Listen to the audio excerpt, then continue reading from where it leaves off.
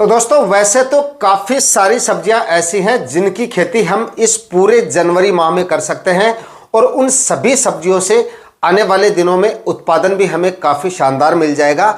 लेकिन यहां पर मैं आपको कुछ ऐसी सब्जियों की फसलों के बारे में बताऊंगा जिनसे आपको उत्पादन के साथ साथ मंडी भाव भी काफ़ी शानदार मिल सके। काफ़ी सारी सब्जियां ऐसी हैं जिनकी इस समय पे हम अगेती खेती कर सकते हैं और काफ़ी सारी सब्जियां ऐसी भी हैं जिनकी हम इस समय पे पछेती खेती कर सकते हैं। लेकिन सबसे ज़्यादा मंडी भाव मिलने वाली सब्जियों के बारे में आज के इस वीडियो में आपको बताऊंगा, जिनकी खेती अगर आप इस समय पे करेंगे, इस पूरे जनवरी माह में लगाएंगे, तो उन सभी सब्जियों से उत्पादन तो आपको शानदार मिलेगा ही, मंडी भाव भी उन सभी सब्जियों से आपको काफ़ी ज़बरदस्त मिलेंगे। इसलिए लास्ट तक वीडियो पे बने रहना है और वीडियो पसंद आए तो वीडियो को लाइक जरूर कर दीजिएगा। और जो किसान भाई चैनल पे नए हैं वो चैनल को सब्सक्राइब कर लें और साथ में बेल आइकन भी प्रेस कर देना ताकि समय समय पे आपको खेतीबाड़ी से रिलेटेड वीडियोस मिलते रहें। नमस्कार दोस्तों, मेरा नाम है सुरेश और आप देख रहे हैं खेत किसान झुंझुनू। तो दोस्तों इस समय पे लगाई जाने वाली अगेती सब्जियों में नंबर 1 पर आप इस समय पे तरबूज की अगेती खेती कर सकते हो। और इस समय पे लगाए गए तरबूज के मंडी भाव तो आने वाले दिनों में आपको काफ़ी जोरदार मिलेंगे ही। तरबूज की फसल का उत्पादन भी काफ़ी शानदार निकल के आता है। लेकिन अगर आप इसकी खेती जनवरी के पहले सप्ताह में या फिर जनवरी के मध्य तक कंप्लीट कर लेते हैं तब आपको इसके मंडी भाव सबसे अच्छे मिल सकते हैं। अदरवाइज अगर आप जनवरी के आखिरी सप्ताह में लगाएंगे तो आपके मंडी भाव उस समय पे थोड़े से कम हो जाते हैं। लेकिन मध्य तक या जनवरी के पहले सप्ताह तक अगर आपके तरबूज की बुआई कंप्लीट हो जाएगी तो डेफिनेटली आपको इसके काफ़ी अच्छे खासे मंडी भाव मिलेंगे। जनवरी के पहले सप्ताह में अगर आप इसकी बुआई कंप्लीट कर देंगे, ये मान के चलिए कि मार्च महीने के आखिरी सप्ताह तक आपको इसका उत्पादन मिलना शुरू हो जाएगा या मार्च के मध्य तक भी मिल सकता है अगर आपकी ज़मीन या मिट्टी पानी खाद वगैरह ठीक है। और उस समय पे तरबूज के जो मंडी भाव होते हैं वो काफ़ी शानदार होते हैं और अगेती तरबूज का उत्पादन भी आपको काफ़ी शानदार निकल के आता है। इस वजह से उत्पादन और मंडी भाव दोनों ही तेज रहने की वजह से ये फसल आपको इस समय पे लगाने पर काफ़ी जोरदार मुनाफा देके जा सकती है।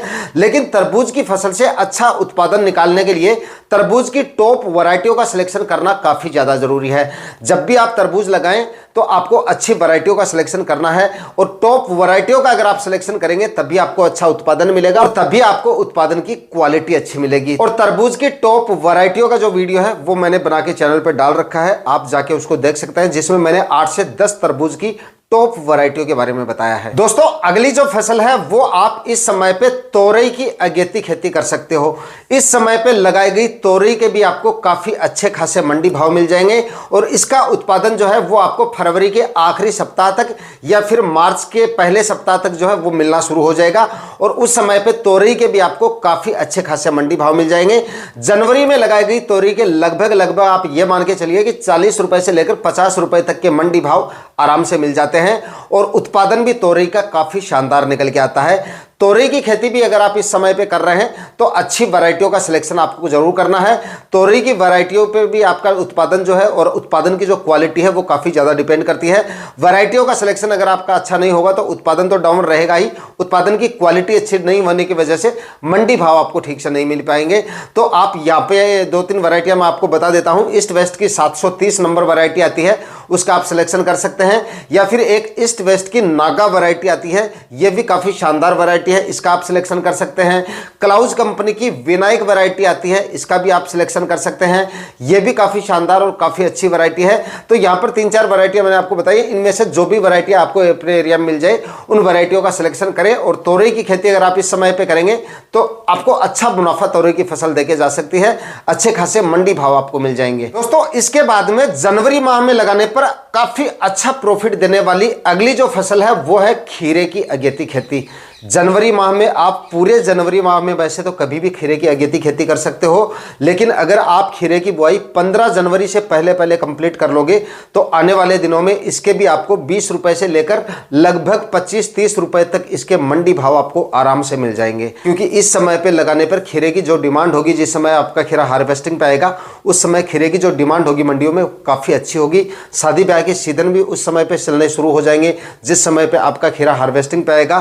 तो गर्मियाँ भी बढ़नी शुरू हो जाती हैं, तो खीरे की जो डिमांड होती है उस समय पे वो काफ़ी अच्छी हो जाती है और मार्केट में उसकी आवक जो होती है वो उतनी ज़्यादा नहीं होती उस समय पे।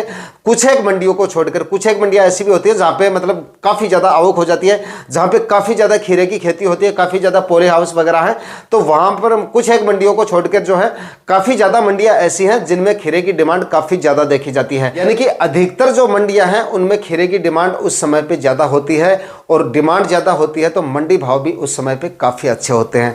तो इस समय पे अगर आप खीरे की खेती करेंगे तो मंडी भाव तो अच्छे मिलेंगे ही, उत्पादन भी अच्छा मिलने की वजह से ये भी आपको काफ़ी अच्छा प्रॉफिट देके जा सकती है। दोस्तों यहाँ पर मैं आपको खीरे की टॉप वैरायटियों के बारे में बता देता हूँ। उनमें से जो भी वैरायटी आपके एरिया में ज़्यादा चलती है या जिस खीरे की डिमांड आपके एरिया में है उन वैरायटियों का आप सिलेक्शन कर सकते हैं। देखिए, वैरायटियों का सिलेक्शन आपको देख के अपनी मंडी में जो खीरे की आवक है या खीरे की जो डिमांड है उसको देखते हुए वैरायटियों का सिलेक्शन करना है, क्योंकि कुछ एक मंडियों में देसी जो खीरा होता है वो कम चलता है, उसकी डिमांड बिल्कुल भी नहीं होती है, और कुछ एक मंडियाँ ऐसी हैं जिनमें हाइब्रिड जो खीरा होता है उनकी डिमांड ज़्यादा होती है, और कुछ मंडियों में देसी खीरा भी काफ़ी अच्छा चलता है।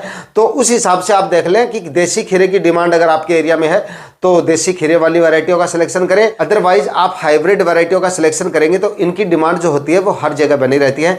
यहाँ पर मैं आपको कुछ मिक्स वैरायटियाँ बता देता हूँ, उनका सिलेक्शन आप इस समय पे कर सकते हैं। तो नंबर 1 पर नाउन्यू सीड की एक रोचा वैरायटी आती है, काफ़ी अच्छी और काफ़ी शानदार वैरायटी है, इस वैरायटी का आप सिलेक्शन कर सकते हैं। सेमिनस की एक रोहिणी वैरायटी आती है, ये भी काफ़ी अच्छी और काफ़ी शानदार वैरायटी है, इसका भी आप सिलेक्शन कर सकते हैं। इसके बाद में नुमेंस की एक बेली वैरायटी आती है, ये भी काफ़ी अच्छी वैरायटी है, इसका भी आप सिलेक्शन कर सकते हैं अगर इस तरह की वैरायटी आपके एरिया में चलती है।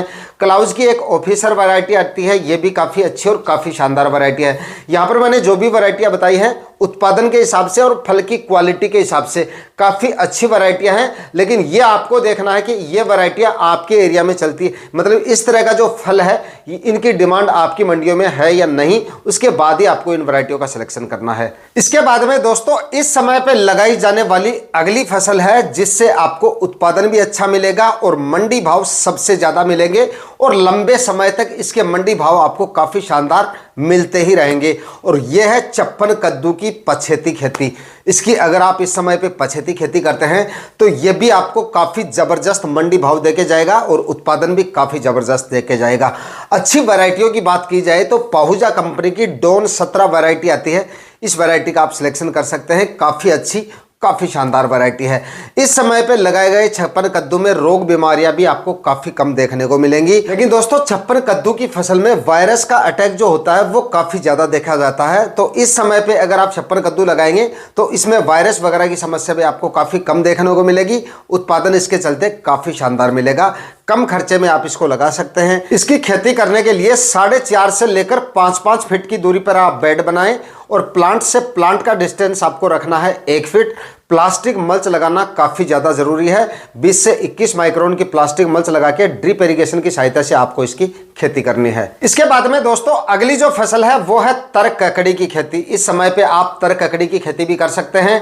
तर ककड़ी के भी इस समय पे लगाने पे आपको काफ़ी अच्छे खासे मंडी भाव मिल जाएंगे, 20 से 25 रुपए तक के मंडी भाव आसानी से आपको मिल जाएंगे, और ये कम अवधि की फसल है और थोड़े से दिनों में ही आपको ये उत्पादन देना शुरू कर देगी। 35-40 दिन बाद में इसका उत्पादन मिलना शुरू हो जाता है, लेकिन हम इसको सर्दियों में लगाते हैं तो 5-10 दिन थोड़ा सा एक्स्ट्रा लग जाते हैं। लेकिन अगर आप जनवरी के मध्य तक अगर आप इसकी बुआई कर देंगे तो फरवरी के आखिरी सप्ताह तक आपको इससे उत्पादन मिलना शुरू हो जाएगा, और जब तक इसका उत्पादन मिलेगा तब तक काफ़ी ज़बरदस्त उत्पादन मिलेगा। माना कि ये छोटी अवधि की फसल है, लेकिन जितने दिनों तक इसका उत्पादन मिलेगा उतने दिन तक काफ़ी ज़बरदस्त उत्पादन ये देखी जाएगी।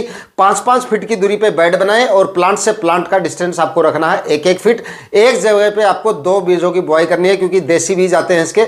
देसी बीजों की अगर आप 1-1 फीट की दूरी पे सिंगल बीज लगाओगे तो काफ़ी बीज ऐसे होते हैं जिनमें जर्मिनेशन की समस्या आ जाती है, तो एक जगह पे आपको 2 बीज लगाने हैं, और इस हिसाब से मतलब 1-1 फीट की दूरी का आपका डिस्टेंस मेंटेन करके और उसके बाद में आपको इसकी खेती करनी है।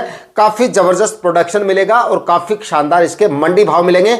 शॉर्ट टाइम की फसल है, इसलिए उसी जगह पे आप प्लॉट खाली होने पर दूसरी फसल भी आसानी से ले सकते हो। टेम्परेचर बहुत ज़्यादा बढ़ेंगे उससे पहले पहले आपकी ये फसल खत्म हो जाएगी और वहां पर आप दूसरी फसल आराम से ले सकते हो। इसके बाद में दोस्तों अगली जो फसल है वो है करेले की अगेती खेती भी आप इस जनवरी माह में कर सकते हैं। इस समय पे लगाए गए करेले से भी आपको काफी जबरदस्त उत्पादन मिलेगा और मंडी भाव इस समय पे लगाए गए करेले के लगभग 40-45 रुपए तक के आपको मंडी भाव मिल जाएंगे। मिनिमम आप 30 रुपए मान के चलिए कि 30 रुपए से कम आपको इस समय पे लगाए गए करेले के नहीं मिलेंगे। अगेती करेले की जिस समय पे पहली आवक मंडियों में होगी तो उस समय पे आपको इसके मंडी भाव 60-70 रुपए तक भी मिल जाते हैं। लेकिन अगर आप जनवरी में लगाते हैं तब भी आपको इसके मंडी भाव जो है 30-35-40 रुपए तक तो आराम से मिल जाएंगे।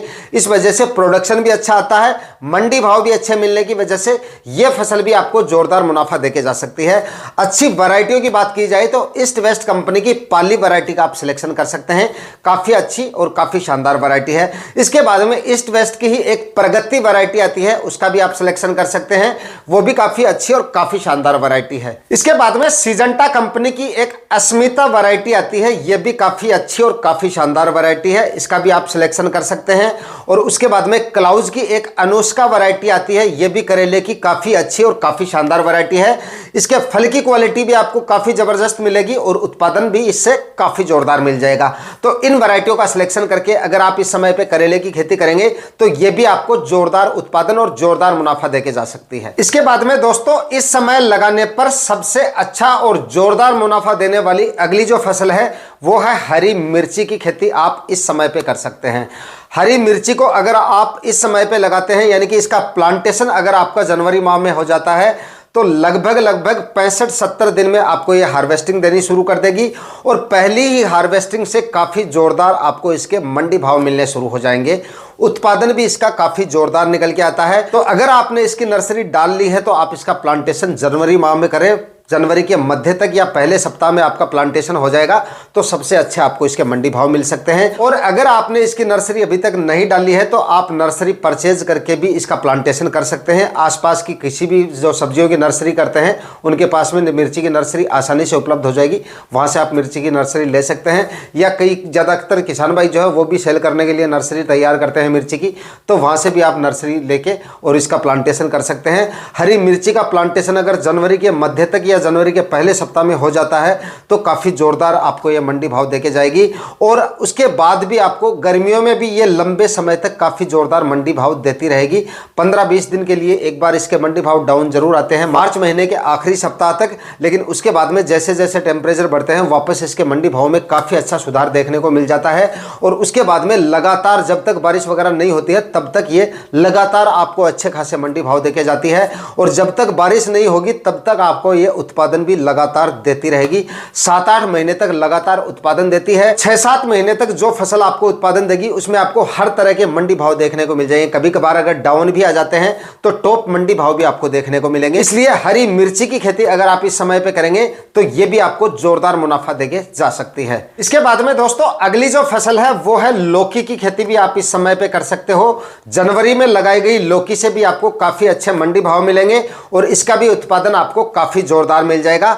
जनवरी में लगाई गई लौकी के भी आपको लगभग 20-25 रुपए तक के मंडी भाव आराम से मिल जाएंगे और उत्पादन जोरदार निकलने की वजह से यह भी आपको जोरदार मुनाफा देके जा सकती है।